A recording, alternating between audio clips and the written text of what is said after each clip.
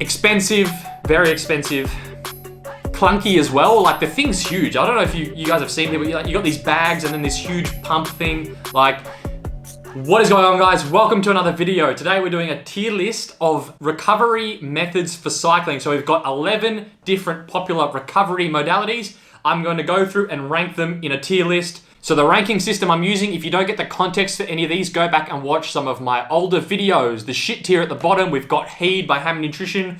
Sorry, Hammer Nutrition, I keep bringing it up. Next level above that, we've got Questioned, Coil Face. Middle ranking, we've got Cliff Recovery Drink, middle of the road, not harming anyone, not blowing anyone's mind, doing a decent job.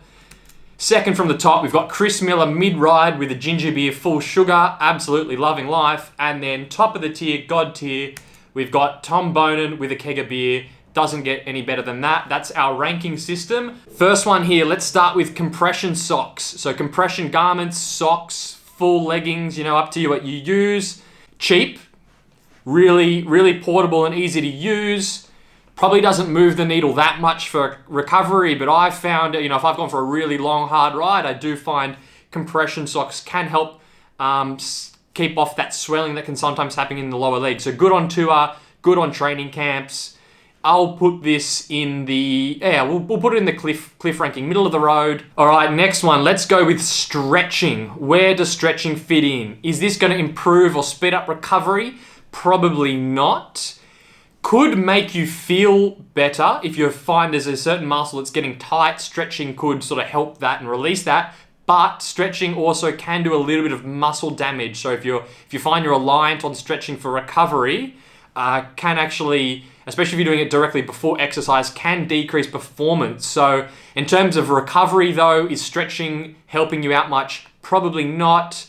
I don't think it's Heed territory. It's probably not doing too much damage. It can be quite difficult to do as well in terms of stretching. It does take a bit of energy. So we'll put it in the question coil tier there.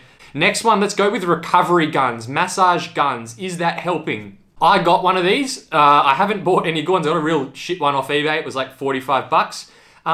Pretty good. I like it. So it was cheap, really easy to use. It makes your muscles feel nice, especially in the quads or in the glutes. I do find it helps loosen them up. And it doesn't take much time and it's really easy to do. It doesn't have much of a stress or energy cost associated with it. So massage guns I do like. I don't like the super expensive ones that cost like 500 bucks. The cheaper eBay spec, 50 to 100 bucks, we'll put it in the Chris Miller tier. Cold, hot showers. Common sort of old school one. Get in the shower, freeze your tits off in the shower with the cold water, turn it to hot, burn yourself, and then alternate back and forth. Ooh, this one, I'm putting it in the Heed tier. The theory behind it is vasoconstriction with the cold water, then put the hot water on vasodilation. I just think there are much better ways to promote blood flow than freezing your ass off and then burning your skin in the shower back and forth. Also just a massive waste of water. So I would say very confidently not doing anything and is just really uncomfortable to do. So I'm putting that in the Heed tier. If you want to promote blood flow, just go for a walk. All right, next one, let's go watching a movie. So watching a movie, why'd I put this in? This is something I personally do. If I've got a massive ride for a Saturday, 4-5 hours, smashing it, come home, I'll sit, get to the afternoon, I'll chuck a movie on, put the feet up on the couch, grab some snacks. I really like this as a recovery tool. Where is this in? So this photo's in the cinema. Don't recommend the cinema though. Too stressful, raise your cortisol, trying to get that Hoyt's parking ticket stamp so you get your 4 hours free parking. Too stressful, not interested. So cinema, I'll put down in the questioning coil tier, but let's consider this one a Netflix at home, feet up on the couch with some snacks. Really easy to do, enjoyable. You don't need to think about your cycling. I'm putting this this is Tom Bonin tier for me. This is top of the list. Does absolutely no harm and a nice way to spend 2 hours with your feet up on the couch. Highly rate the at-home movie. Next one, let's go Epsom salt warm bath. So Epsom salts are magnesium salts. So there's potential for a bit of added recovery from the magnesium in terms of electrolyte uptake through the hot bath. Is that doing much? Arguable. But I do like the idea of a warm bath, Epsom salt, just adding to that. So you got relaxation, stress reduction. I do find like the warmth the warmth on the muscles to get the blood flowing while you're actually just relaxing. So really easy to do. Lowers your stress, lowers your cortisol. Where am I moving this one? Are we cliff, middle of the road, or are we good? No, I'm putting this in the Chris Miller tier. I like it. Really easy to do, low stress, and super relaxing. So Epsom salt bath in the warm water, highly recommended.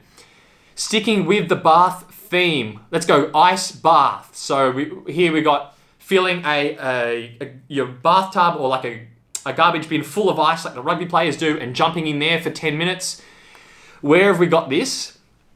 I don't like it. The idea behind this is reduction in swelling, so reducing your muscle soreness. But for an endurance sport like cycling, the muscle soreness doesn't really come into play. You know, if you're a rugby player running on the field, running into other blokes for an hour, definitely to reduce swelling. So the reduced swelling will mean you can perform and train better the next day. But for cycling, this is also a massive pain in the ass because you have to go buy the ice, which is hard. Then you have to be really uncomfortable sitting in the ice. So, you know, extra stress you're adding on there. I really don't like it. Or shit tier or questioning coil. I don't think it's shit. I'll put it in this one. Probably not doing much.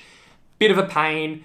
Don't really recommend the ice baths. I would stick with a nice warm bath with some Epsom salts. Next one up, massage. So what are we thinking here? Massage definitely can help relax your muscles, make your muscles feel better after a hard day. Also nice just to lie down and relax for 30 minutes to an hour. Expensive though, especially if you're going to see a masseuse. Hard to put this in the Chris Miller tier just because of how annoying it is. You know, maybe you got to drive to the place to get a massage. So not too easy, expensive, but probably nice to have. So I'll put this in the cliff tier. Worth doing, but not quite right at the top of my list. Next one, let's look at foam roller. So idea with this, similar to massage and similar to the massage gun. My thing with a foam roller though is it's quite hard to do. Especially like if you're rolling ITB, you got to hold yourself on the side. That's just extra effort and stress. Like if I've gone for 4 or 5 hour ride, I'm not really interested in the effort of doing a foam rolling. I'd much prefer just to pull out the massage gun and hold that on the muscles. So foam roller, you've got a really sore spots, particularly in the glutes, you know, it can help, but it's a bit of a pain in the ass to do.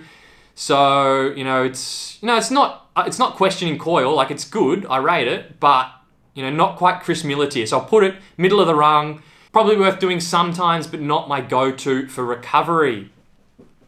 Next one, let's go Normatec boots. I've never actually used these, but I've asked a lot of people what they think.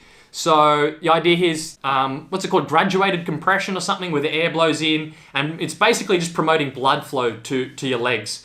Expensive, very expensive.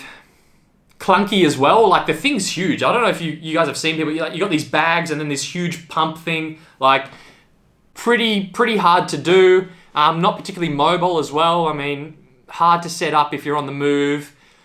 Probably feels good, good way to sit down and relax for, I think the protocol runs for 25, 30 minutes. So, probably feels good, but super expensive.